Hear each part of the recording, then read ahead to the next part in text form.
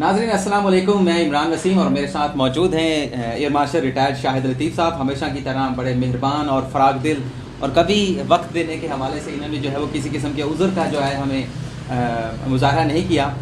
नाज़रीन, मौलाना फजलुर रहमान ने ऐलान कर दिया है कि लाखों का मजमा वो इस्लामाबाद में लाएंगे और ऐसे हालात में जब भारत के ऊपर जंगी जनून जो है वो सवार है और खित्तों की सिक्योरिटी जो है उसके ऊपर बादल मंडरा रहे हैं ख़तरात के, तो ऐसी सूरत में क्या मौलाना फजलुर रहमान को ये धरना देना चाहिए?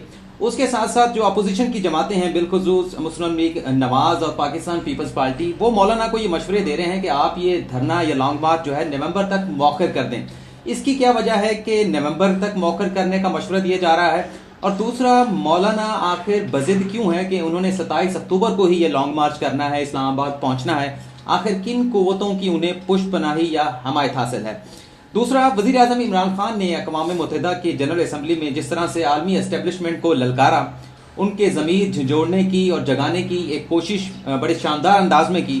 शाहिद लतीफ़ साहब से ये भी जानने की कोशिश करेंगे कि वही आलमी जो एस्टेब्लिशमेंट है कहीं मौलाना फजलुर रहमान के पसे पर्दा सपोर्ट करके वज़ीर आज़म इमरान खान को इक़्तिदार से बाहर तो नहीं करना चाहती, वज़ीर आज़म इमरान खान को नाकाम तो नहीं करना चाहती।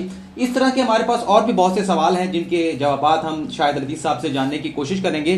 तो सर जी, आपका बहुत बहुत शुक्रिया। वेलकम। तो सबसे पहले तो आप ये बताएं कि आखिर मौलाना धरना देना ही क्यों चाहते हैं और 27 अक्टूबर को ही क्यों देना चाहते हैं? पहली बात तो ये कि आपने अपनी इंट्रोडक्शन इतनी खूबसूरत तरीके से दी कि मेरी बातों के जो जवाब होने थे वो आपने इंट्रोडक्शन में कवर कर लिए कि कौन हैं लोग जो कि इतनी जल्दी मौलाना से करवाना चाहते हैं और फिर इतना दबाव डाल रहे हैं कि ये धरना करना है। दो मकासद है ना इसके। पहली बात तो ये कि कश्मीर की तरफ से जो तवज्जो है वो हटाना है। आपको पता है कि कश्मीर इस वक्त हम किन हालात से गुजर रहे हैं कश्मीर के बारे में। यानी एक तकरीर तो बहुत अच्छी होगी प्राइम मिनिस्टर की, वो भी अब चुभ रहे हैं लोगों को क्योंकि दुनिया की नज़रों में आ गए। और जितने भी बड़े बड़े लीडर होते हैं जब वो इस तरह खड़े होकर को आप ऐसी बात करते हैं जो दुनिया को पसंद नहीं आती, तो फिर तो दुनिया उनके पीछे पड़ जाती है। तो एक बात तो तय है कि वो दुनिया की नज़रों में आ गए हैं, ये हकीकत है। लिहाजा उन्हें तंग करना और अल्लाह उनको अपनी हिफाजत में रखे।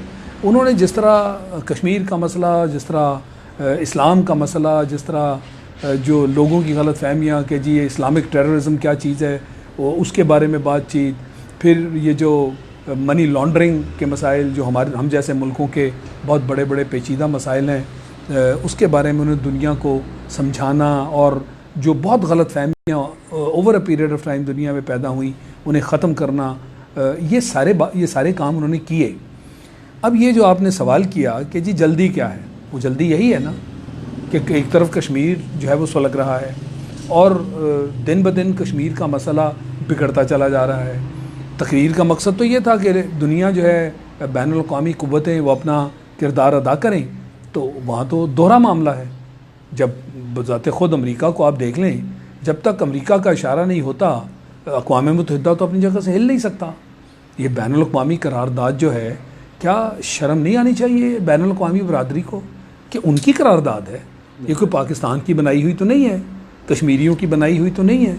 और हिंदुस्तान भागा था इस करारदाद के लिए अक़वाम मुत्तहिदा की तरफ क्योंकि पूरा कश्मीर जो है वो हम लेने जा रहे थे। और आपको मालूम है कि उस वक़्त हमारे कबायली बरादरान जो हैं, हमारे पास तो फ़ौज नहीं थी, वो इकट्ठे हुए एक फ़ौज जल्दी से तैयार कर ली और फिर वो कश्मीर के अंदर बड़ी तेज़ी से आगे बढ़ रहे थे।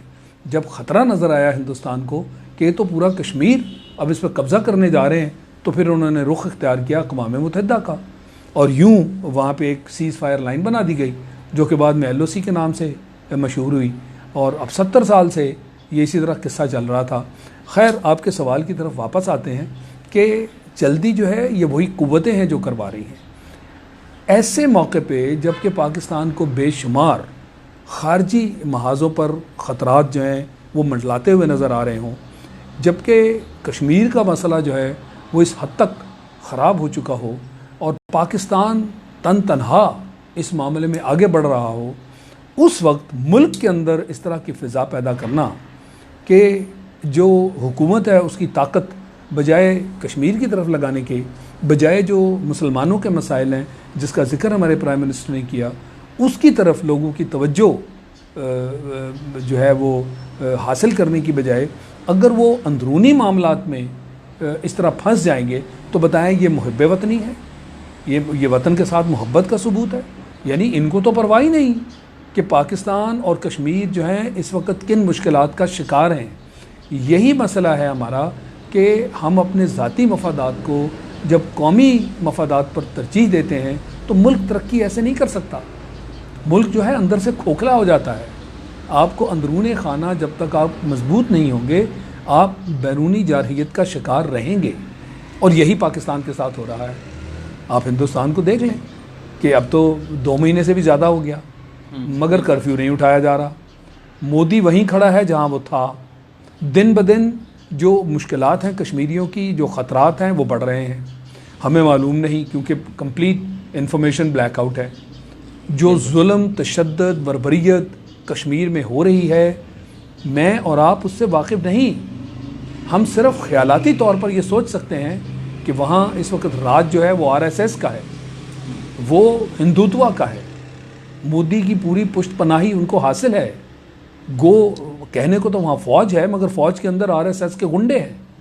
वो गुंडे हैं, वो दहशतगर्द हैं जिन्होंने कश्मीर के अंदर एक तबाही मचा रखी है और हम उस तक पहुँच ही नहीं पाते कि वहाँ हो क्या रहा है। ये तो जब कर्फ्यू उठेगा आप और मुझ तक जो दास्तानें आएंगी शायद हम उनको सुन भी ना सकें। सर ये जो आलमी इस्टेब्लिशमेंट है जो काफ़ी मुतहरक हो गई है वज़ीर आज़म इमरान खान की उस तकरीर के बाद, आप क्या समझते हैं वो किस तरह से मौलाना फजलुर रहमान के धरने, लॉन्ग मार्च की आड़ में इमरान खान को नुकसान पहुंचा सकती है, पाकिस्तान की सालमियत को नुकसान पहुंचा सकती है? उनका तरीक़ाकार क्या होगा फिर? नहीं, ये तो कहने को है ना कि वो मुतहर्रक हो गए हैं। मुतहर्रक कैसे हो गए? तकरीर हुई और मुतहर्रक हो गए? मैं नहीं समझता कि वो मुतहर्रक हो गए हैं। मुतहर्रक होने का मतलब है कि उसका कोई नतीजा भी तो नज़र आना चाहिए। क्या हिंदुस्तान को कहीं से ये वार्निंग मिली है? नहीं सर, मैं इमरान खान के खिलाफ जो आलमी एस्टेब्लिशमेंट है वो क्या आप समझते हैं मुतहर्रक हो गई है? और मौलाना फजलुर रहमान के इस धरने की आड़ में इमरान खान को, पाकिस्तान को किस तरह से नुकसान पहुंचा सकते हैं? आप देखिए ना, हमारे जुल्फ़िकार अली भुट्टो, उनकी वो मशहूर ज़माना तकरीर, फिर उनका हशर क्या हुआ? जनरल ज़िया हैं, उनके साथ क्या हुआ? वो भी तो यहाँ एक बाकायदा एक ताकत बनने जा रहे थे ना। 2-3 ममालिक मिलाकर मुसलमानों के, वो इस खत्ते में एक ताकत के तौर पे उभर रहे थे। लिहाजा अमेरिका की तरफ से पैगाम आ गया कि आपको इसकी इजाज़त तो नहीं मिली थी। आपको इजाज़त सिर्फ अफ़गानिस्तान में हमने दी थी कि रूसियों को मार भगाना है क्योंकि वो हमारा फ़ायदा है। तो आप ये खत्ते में अपनी एक ताकत बनाने के लिए चल पड़े। फिर उनके साथ क्या हुआ? तो तारीख़ तो भरी हुई है। शाह फैसल थे सऊदी अरेबिया के, उनके साथ क्या हुआ? कर्नल कदाफ़ी है, वो एक इतना बड़ा नाम था मुसलमानों में, उसके साथ क्या हुआ? तो इसलिए ये जो इस्टेब्लिशमेंट हुआ करती है फिर नुकसान पहुंचाने के इनके अपने तरीके हैं। हम नहीं बता सकते कि वो क्या तरीका लेकर चलेंगे। इसीलिए मैंने कहा कि अल्लाह हमारे प्राइम मिनिस्टर को अपनी हिफाजत में रखे। बहुत बड़ी बड़ी बातें उस दिन उन्होंने की हैं। जो नुक्ता नज़र बयान किया है वहाँ खड़े होकर उस 50 मिनट की तकरीर में, वो तो एक आई ओपनर है। इतनी गलत फहमियाँ जो लोगों के जहनों में, मगरब में ख़ासकर मुसलमानों के बारे में, कश्मीर के बारे में, इन गरीब ममालिक में जो मनी लॉन्ड्रिंग वाला मामला, और वहाँ पे उनका ये कहना कि सारे वो जो पैसे वहाँ से जो करप्शन होके आती है उसको छुपाने के लिए ऑफशोर कंपनीज तो आपने बना रखी हैं, फ़ायदा आप उठाते हैं। तो क्या ये उनके मुंह पे थप्पड़ नहीं है? सारी दुनिया के सामने उन्होंने कहा कि जी हमारी करप्शन, आपका उसमें फ़ायदा, आपने उनको पनाह दे रखी है ऐसे ऐसे लोगों की करप्शन को।